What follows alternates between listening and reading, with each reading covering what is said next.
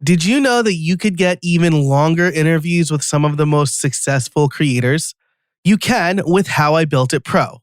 With How I Built It Pro, you get extended ad-free versions of every episode. We cover things like pricing memberships, how to make course creation even faster, building a creator business while also parenting, current events, and more. Plus, you'll get bonus episodes where I offer a behind-the-scenes look at what I'm working on, the revenue for my own creator business, experiments, and video demos of the tech I talk about on this show.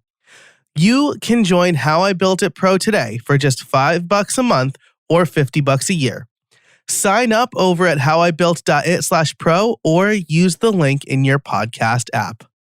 Marley Majcher, the party goddess turned profit goddess, was running a business but not making money, despite her degree from Georgetown.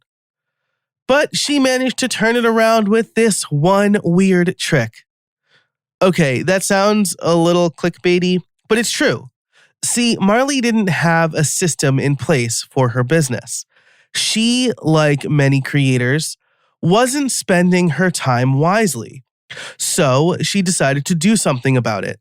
She decided to learn how she was spending her time, organize the tasks and things she was working on, and figure out the crucial ones that actually made her money.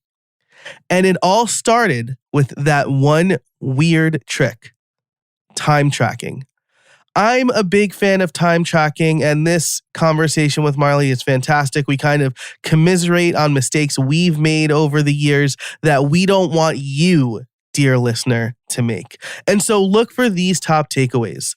That revenue goals are not profit goals. If you are spending more than you're making, you're going in the wrong direction. That most creators don't think they need to time track because they don't do client work. But even if you don't bill hourly, you need to know what tasks are making you money.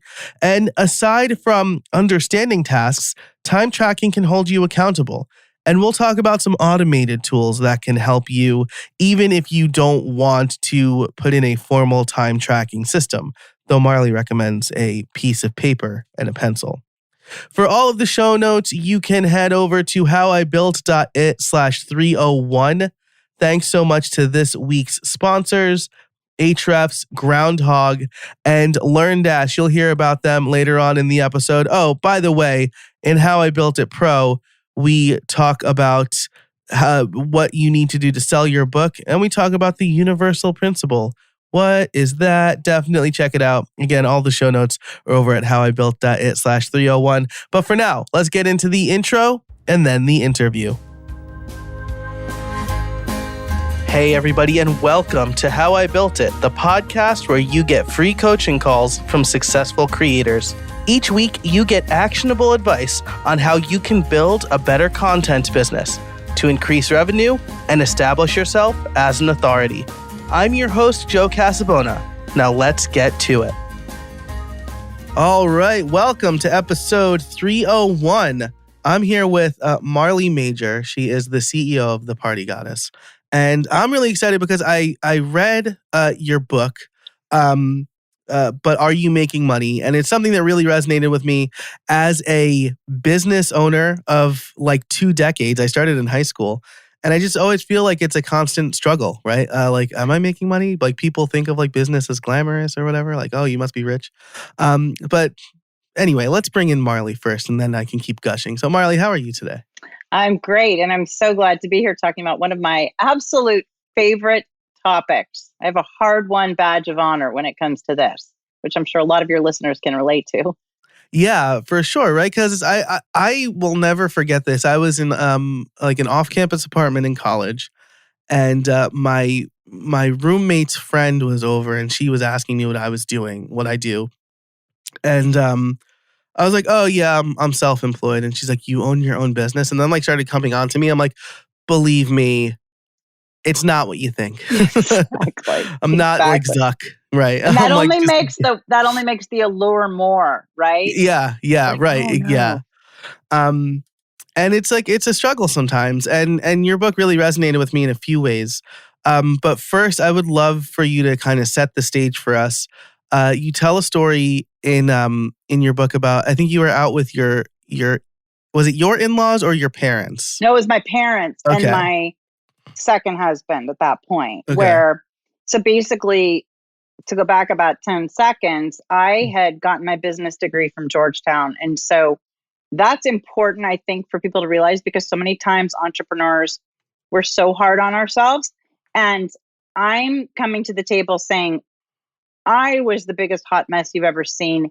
And I had a business degree from Georgetown. And that is not to tell you that that's not Georgetown's fault, right? Like, I Mhm. learned all of it, but I still had trouble and I still had a disconnect. So it doesn't matter if you've gone to school for it. When it comes to your own business and applying what you've learned or what you know, there's a disconnect, I think, because emotion gets involved too, because you somehow just don't see clearly.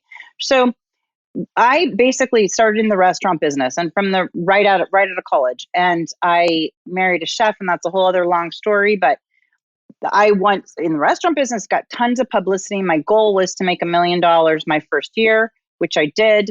However, those of us who know, when you don't set goals, we don't set revenue goals tied to profit, you have a big Mm. problem. I kept trying to make sense of what I felt like was the chaos of entrepreneurship. And so then what did I do? You know, when you're in the restaurant business and you have slow days or you have whatever, as entrepreneurs, we try to like expand our business services, right? So it's like, oh, should we open for breakfast? Oh, so we started a catering company. Oh, we started doing events in our two different rooms. Okay, well that's great, right? But what I didn't do was have enough of a handle on my numbers.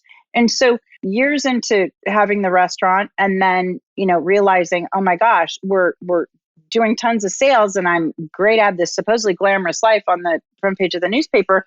I'm dying inside because I can't figure this out. And I can't figure out why the more sales I do, the less money I seem to be making. And oh, by the way, the more I seem to be working. Finally, I had this very bad skiing accident. So now I'm in rehab with my cast up to my leg, in my brace. And my dad is like, Marley, just freaking call it. You're going to partner up. You're going to do better. And you don't have to be in the freaking restaurant. And I was like, okay, fine. So we partner up. That ends up being the best deal of our entire lives, however Mm. many years later. But at the time, I was like, okay, I'm just going to do catering events and I'm going to do the whole event planning piece. Right. And so I was having dinner with my parents, and I'm going, oh my gosh, we just did the opening of the Hollywood Bowl and I've got this celebrity client and that.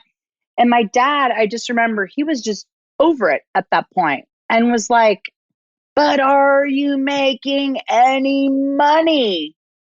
And I just remember that feeling where like the crocodile tears just Mhm. welled up into my eyes. And I just remember thinking, A, thank goodness this restaurant is fairly dimly lit. And B, please do not start crying, because I knew, and we all know, if you're an entrepreneur, you know, once those tears start, you are never going to stop crying. And I was just Mhm. like, I cannot lose it in this restaurant.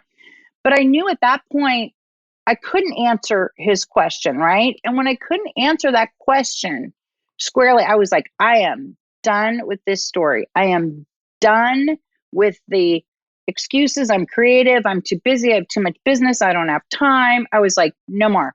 And I set out at that point to solve my own problem, which is ultimately then why I ended up writing the book. But the book came out because I needed to solve my own problems. But when I went to look for like job clustering, I went to look for pricing and how a small business owner prices, not a ginormous corporation that's got all of these CFOs and everything, but how does a small business owner take their goods, or even worse, harder, just their services, and set a price and know how much money they're making. And then I came up with my very simple, you know, jerry-rigged formula, and it turned things around. But I've yet to meet an entrepreneur who hasn't been basically at some point in the same mess I've been in, if not still in the same mess. Yeah, and you touch on a few really important things there, right? Like, you got a business degree from Georgetown, but um we were talking in the pre-show, right? Like, experience is the best teacher when it comes to business. Like, Yep. you can't learn the pain of having to refund a multi-thousand-dollar client a year later, right? Um Yeah. and so I can feel it now, though. I can relive. I can relive it. Yeah, And once it it's like happened to you, that muscle memory goes back forever. But yeah, yeah, for before it sure. happened, I get like I still get like annoyed. Like I'm like I can't believe that they made me refund this. But yeah, and then, and then I put a kill switch in my contract, like live and learn, right? Like that's the important part. right. Um but you also touched on, like you said, something that a lot of entrepreneurs, especially like as we record this, like I feel like the creator economy is still pretty new. It's like Yeah, people have kind of fallen into, oh yeah, my YouTube channel is monetized, or yeah, this right. brand reached out to me and they want to do a influencer deal or whatever. And so like people view that as extra money in their pocket, but if you're going to build a business, you need to know the basics of like a profit and loss, right? Like how much money are you spending and how much are you bringing in? Because I love what you said there. You can make 1 million, but if you're spending 1.1 million, you don't have a business, you have debt. You have debt, Yeah. and you're basically operating like it's a hobby. Right. And we can get into all kinds of other pieces. But I feel like I should just spend the rest of my career focused on just teaching influencers how to make money, because it by design, it's like influencers and creatives, and sometimes those two intersect. Mhm. But the focus is on like the work, like the social media and the staging and all that stuff, which is such an amazing skill unto itself. And just like the person who bakes the most amazing pies, like, that fabulous book, The E-Myth Revisited, talked about. Mhm. But you're focused on your one thing. That's why you go into business. You don't go into business, right, so then you can have buy insurance effectively and, Right. have email triggers and marketing campaigns. You go into it for that thing that you love so much. But if you don't stop and spend a regular amount of time, and I mean a regular amount of time, like every week, Mhm. focused on what are your numbers, how much are you bringing in, and most importantly of this whole conversation, it's not even about money, it's about time. Yeah. Time is the only non-renewable resource on the planet. We can get into a conversation that meditation, you can expand time, okay, but net, I can make more money tomorrow. I can never get my time back. And Yep. until we do that basic exercise that I talk about in the book of getting your hourly rate. And by the way, we all have one. So I'm sure some of your listeners are going to be sitting here going, "Oh, well, I don't charge hourly." And that's what I'm like, "Oh my God, you have to think of yourself as how much do you make hourly?" Because if you are an influencer and you are getting, let's say you get all this great product, okay, that's a whole other conversation. And then let's say you get paid $100, or we were talking in the pre-show about your ad sentiments, you get $100. Yeah. And but if it took you 3 hours to create, start to finish, whatever, TikTok video, whatever. And I mean soaking wet. I mean to put your makeup on to do it. Mhm. I mean to set the lights. I don't mean just the taping. I don't mean just the editing. I mean Right. the editing, the packaging, the thumbnail photo to put it on YouTube or wherever you're going to put it. Yeah. Script, outline, whatever. Script, Yeah. outline, sitting at Starbucks thinking about, doing the interview for how you're going to put it together, all that. Yeah. If Yep. you don't take all that time together, and then, oh, by the way, if you drive to meet somebody or you're sending text messages, Mhm. how to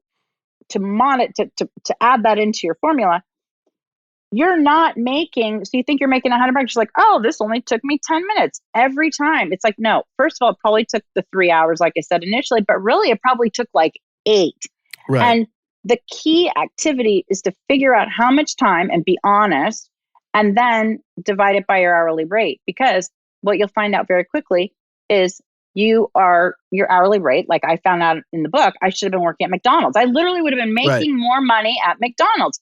And you can't imagine how that's possible.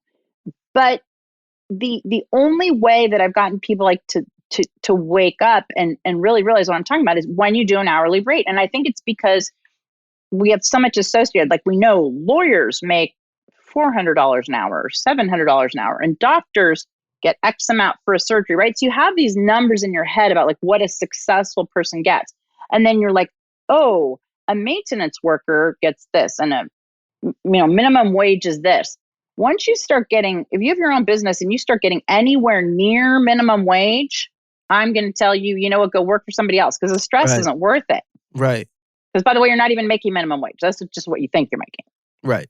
Yeah, that's exactly right. And I love that because it's first of all, I feel like time is the only thing you can't get back is like the theme of this season already because I've already talked about it with like 2 other guests for this season. But it's so true, right? Like you said, if I decide I'm not able to make ends meet this month, Right. I could go out and I could find a client, a consultant. I can make like in a pinch, even though I don't make websites for people anymore, I can make a website for somebody. Work for Uber. I've thought about that. What would I do if I had to go deliver for Uber Eats? Yeah, right. And let me tell you, competition not very good for Uber Eats in my area because it sucks. I can make a killing if I did it well. And that's why I bring it up. But anyway. Yeah. But the point is you can't get your time back, right? And the way I illustrate this with I coach podcasters and they're like, well, I edit myself. And I'm like, well, you should hire an editor. And they're like, why? Why? It costs so much money. I can't afford it when I can just do it. When I'm and that's when I'm like, oh, goodness gracious, we got a lot to work on here. Right. So I tell them, I pay somebody to mow my lawn every week. Yep. And they're like, why would you do that? You can do it for free. And I'm like, it costs me $30. It takes them 10 minutes. I don't have that much land. I live near Philly. Like it's expensive here. It takes them 10 minutes, but I'm not paying them for their time. I'm paying them so I never have to think about it.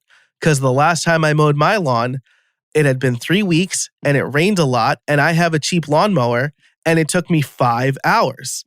So you broke the belt and all these other things. I had to weed whack. Right. And I was like, it just cost me $1,000 to mow the lawn. Right. Because that was 5 billable hours down the drain. Yep. So now $30 a week, I don't even think about it. Like, it's like, great.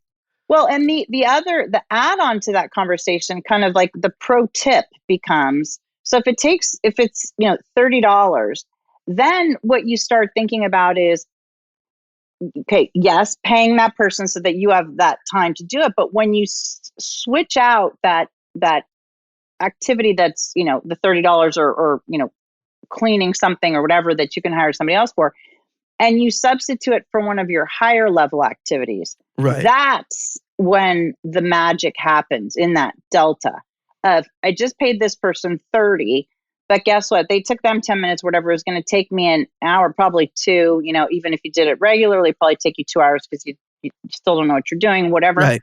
Yeah. But then you substitute 2 hours to one of your highest level activities, right? So for me, it might be doing a podcast to talk about my book.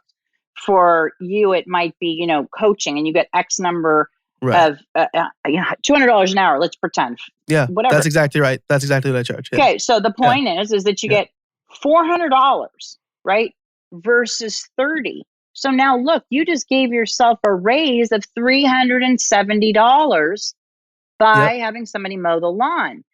And when we can get people to switch their make a paradigm shift to say, yes, that's really what it's about.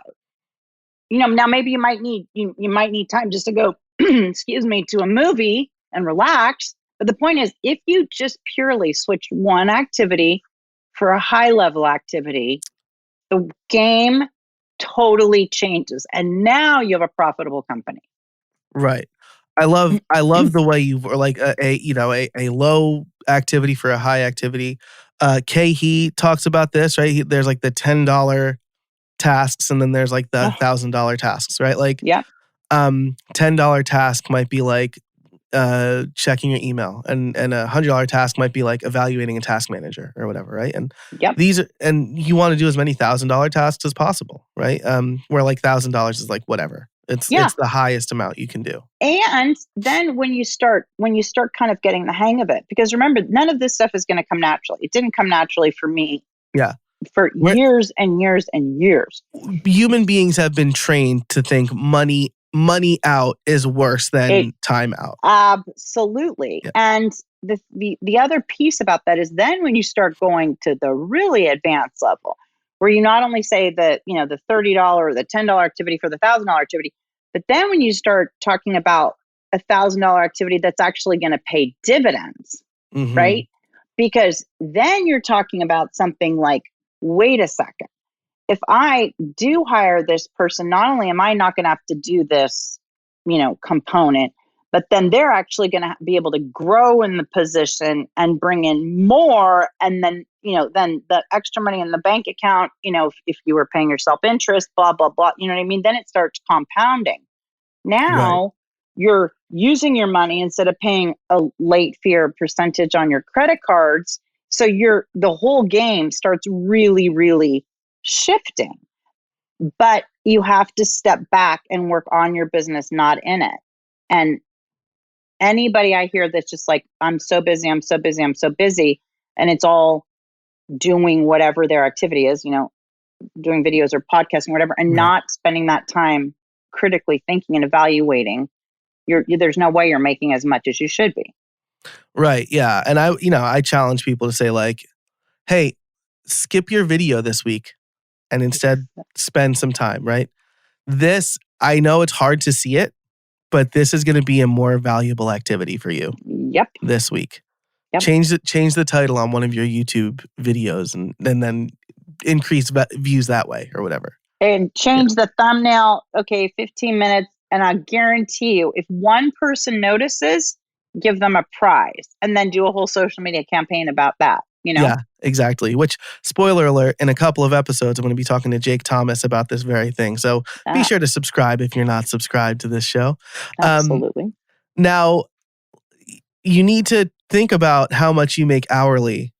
I want to talk about time tracking because I think this is something that even people in the like freelancers probably don't like to do a lot, but like if they are charging per hour, they need to know how much to bill their clients. Creators aren't charging hourly, right? Like I got hired by a brand. They paid me an amount of money to make a few short form videos for them. I didn't say, oh, okay, I charge $200 an hour. I said I charge this per video, and I know it's going to take me this amount of time to make a video. They don't care how long it's going to take. They just want the deliverable. Yeah. So first of all, like how do you time track? How do you get in the habit of time tracking? So because I'm coming from the perspective of having coached so many people on this, that I've heard every excuse in the book. And, when you're in AA and you have a sponsor or you're in Cocaine Anonymous or whatever, you have a sponsor who was a cocaine addict. So I'm like the equivalent of the rogue, time tracking person. So it's like, you cannot con me into saying there is any way possible that this does not make sense. So that being said, I say you track it however you're actually going to track it. Okay. Now for our company, we use something called T-Sheets, right? And it integrates with QuickBooks and you can job code your time. You could also do it. There are a lot of different programs. You can do it on your phone. I am a total tech geek. I love technology, yet I actually write it down. And you can just write it on a piece of paper, or you can have, a spreadsheet, right? And you just literally fill it in. To me, for some reason, it's easier to just keep filling in the boxes, like to say like, okay, we started, you and I started recording this, let's say at X o'clock, right? But I actually was rereading your show notes a couple days ago, and I was downloading the program a couple days ago. And then this morning I was for some reason, for me, it's easier just to be like, okay, 10:32 a.m. to this time doing this. And the magic in time tracking is not just in the results when you review it, let's say after a week. The magic is it's kind of like yoga. It is in the process of it, because you start writing down Facebook 11:10 and you realize you did not come up from Facebook until 12:20. Right. And then you have to start writing, okay, that was 65 minutes or whatever, 70 minutes. And you start going, you. And then if you can really be critical and say, that is 70, like, how did I spend that amount of time? Yep. Or when you write down, 10 minutes texting a client about this, or 20 minutes texting, a client about that. And you write the client name, and then you realize this is my freaking lowest paying client. Like, and they grind me all the time. And. So I'm spending the most time with them, making the most, and I'm the most agitated, and I'm making the least. So it's really about participating in the process and kind of just even learning as you go. And let me tell you, it's like being on a diet and writing it down. Like you think, oh, I'm good. I barely ate today. Until you start writing it down, you're like, oh, 12 M&Ms. Whoops, I Right. had an extra cappuccino. Was not Yeah. that milk, but that still has, then you start going, no wonder I'm freaking like not fitting into my jeans. Right. Yeah. That's like, I didn't sleep that well last night. I don't know why. Oh, maybe it's because I had an espresso at 8:00 at night. Like, imagine. yeah. Right? Same. Yep. Yeah. And so it's so, it's like a little bit demoralizing, but like it forces you to change, right? So Absolutely. I'll tell you what, there's a game on my phone. It's called Marvel Snap. It's like a turn-based card game. It's like Magic the Gathering, but easier because I'm bad at that game. Mm-hmm. And the first day I downloaded it, it was a Saturday, which means I got my screen time report from my iPhone on Sunday. I spent 6 hours in that game the first day I downloaded it. And I was like, well, now I'm putting a screen time limit of an hour on that game. So now at least if I blow an hour on it on a weekday, my phone shames me and it goes, hey. Really? Do you want to do this? Yeah. Do you really want to play this more? Yeah. Yeah. So this is the time when like podcasts all should have videos, because just even as you're saying that, I just caught myself like holding my eyes in my, because I knew where it was going to go, and we've all done it, and like don't get me wrong. If you just want to, if today is your day and you want to do whatever you want to do, knock yourself out, but know that you are like, oh, I'm checking out. And guess what? The 6 hours, that wasn't even enough. Right. It's a miracle I didn't take 9. You know? But what I was doing was playing it passively at the dinner table, or playing it while keeping one eye on my baby and to make sure she's like not eating Christmas ornaments or whatever. And so it's knowing how and when you're spending your time is really illuminating. And I'm like bad in the habit of I'm not in a good habit of setting timers, but screen time really helps me because it tells me what apps I'm in. And then there's Mac also has the screen time, but there's an app called Timing that just kind of tells you what websites, how much time. And the first time I saw like I spent how many hours on Twitter. Like, I don't even like Twitter. I mean, Twitter could be dead by the time this episode comes out, but I don't even like this social media platform, and I'm spending so much time on it. Well, and it's when you write things down and you see them in black and white, then you have an opportunity when you're writing them down to be like, oh, wow, I didn't realize that. Yeah. B, you have an opportunity when you review it, like your totals for the week. But C, you have a real opportunity when you start critically thinking and saying, now I actually want to make a change. And what would be the easiest things to change, right? Because it's kind of like any negotiation. Basically, in this time, you're negotiating with yourself, right? So in any negotiation, there's some throwaway stuff. So if you said, like the Twitter thing, you're like, okay, spent an hour and a half this week or 2 hours this week on Twitter. You're like, I don't even like Twitter. Yeah, fine, done. I'll give you that 2 hours. Yeah. That is a very easy substitute that you're not even going to notice. And you might find that you're going to be so satisfied doing whatever it is you're going to be doing for 2 hours and not annoyed with Twitter that the whole game might change. So there are really kind of those 3 levels of benefits from tracking your time, but it absolutely is mindfulness. And it is, I have binge watched, Breaking Bad. To the point where it's like, oh my goodness gracious. But I have needed that. Like, it is like, dude, if it was either going to be Breaking Bad or I was going to be badly broken, like very quickly. Okay. Because things were not going in the right direction, So our minds do need to unwind, but you need to know that you logged 6 hours. This episode is brought to you by Ahrefs, an all-in-one SEO toolset that gives you what you need to rank your website in Google and get tons of search traffic. And now you can use their webmaster tools for free. Ahrefs has been instrumental as I try to get more traffic for Podcast Liftoff. Their webmaster tools are made for small website owners. Connect your website through Google Search Console and get your site audits, backlinks, and keywords data. If you create content, this is a must-have. Gain a following and increase traffic to your site for free. Sign up at ahrefs.com/AWT.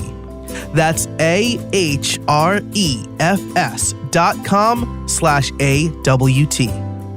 This episode is brought to you by Groundhog. Groundhog is an open source CRM and marketing automation suite for serious agencies, small businesses, content creators, e-commerce experts, and WordPress professionals.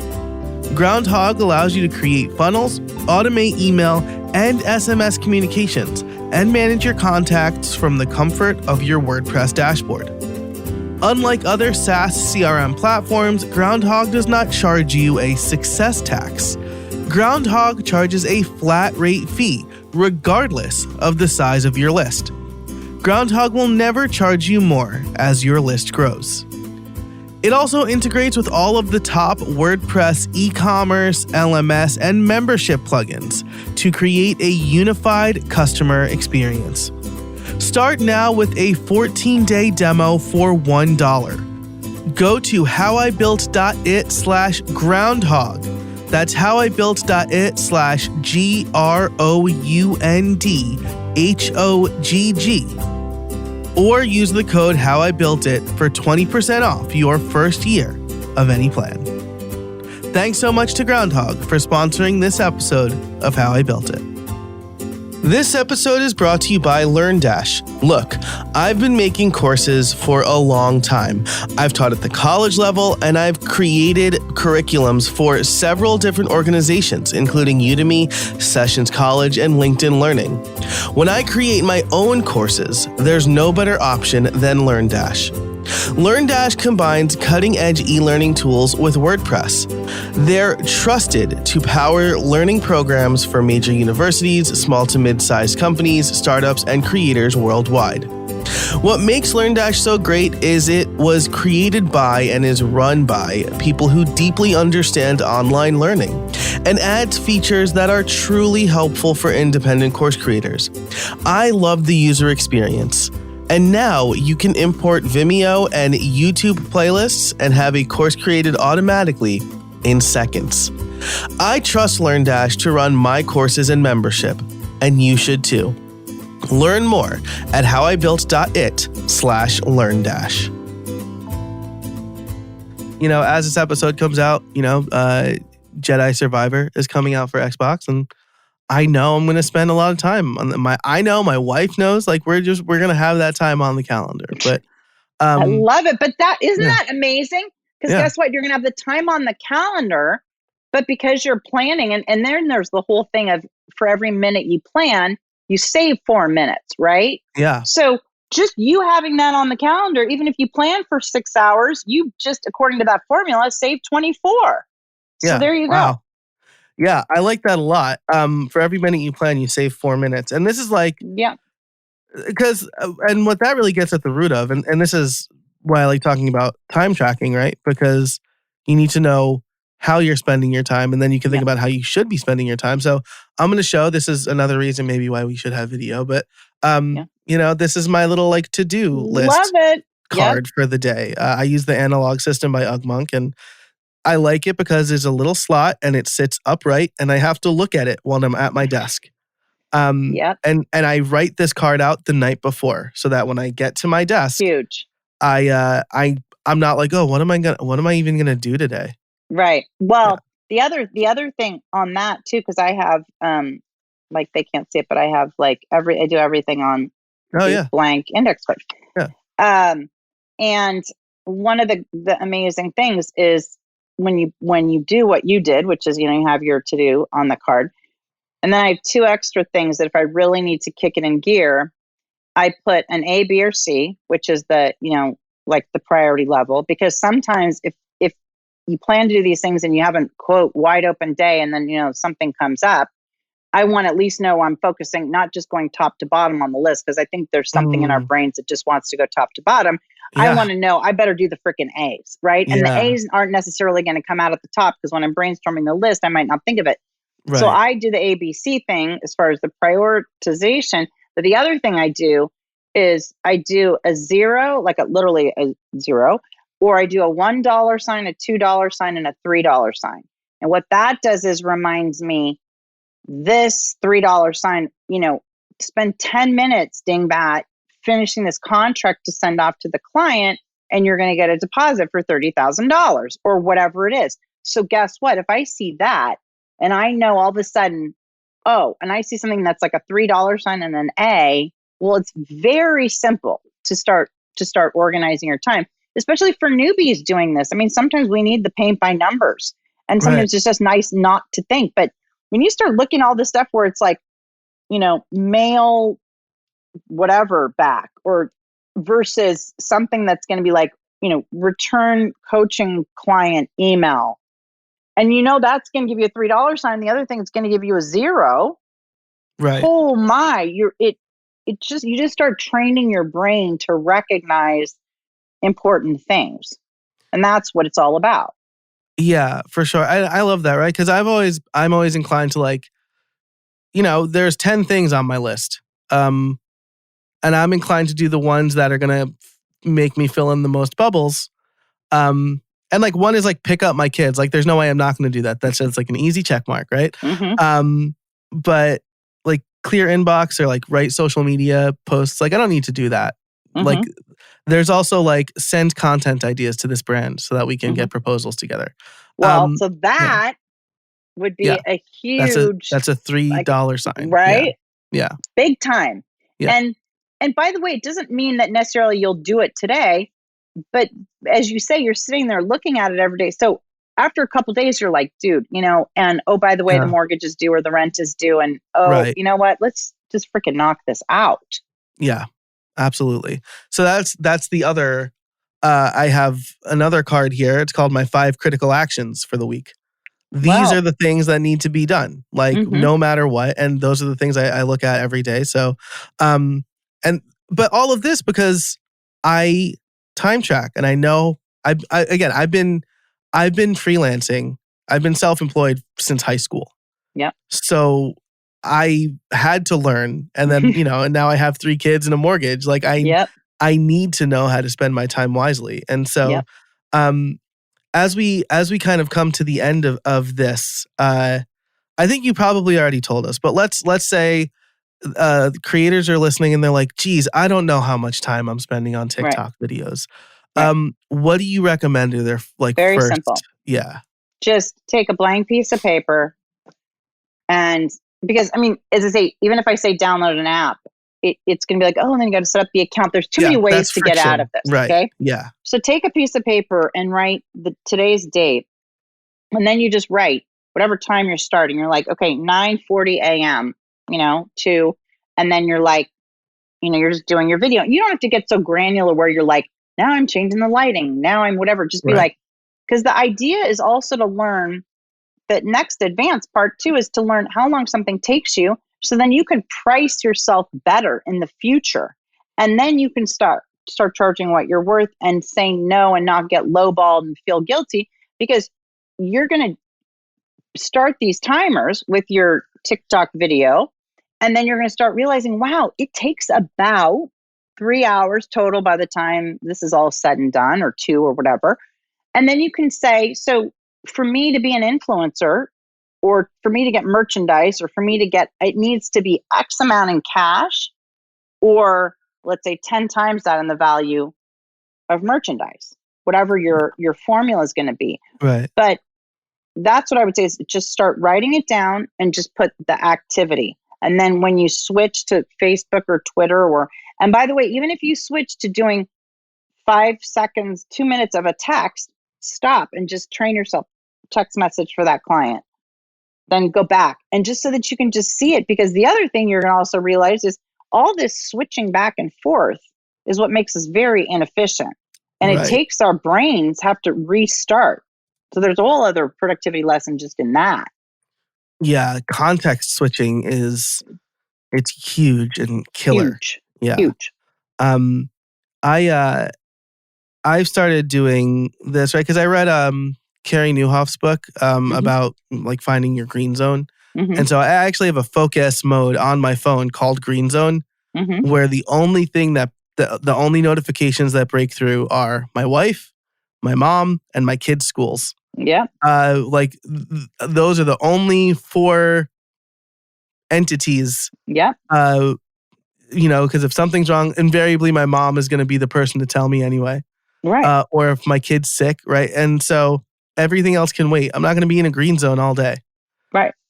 And Nor so, could you. You couldn't sustain yeah, it. you can't. Right. Yeah, exactly. Yeah. And so what I like about like at least writing the start time down, right? Because I've done this too, like where I've started a timer in Timery or Toggle or whatever.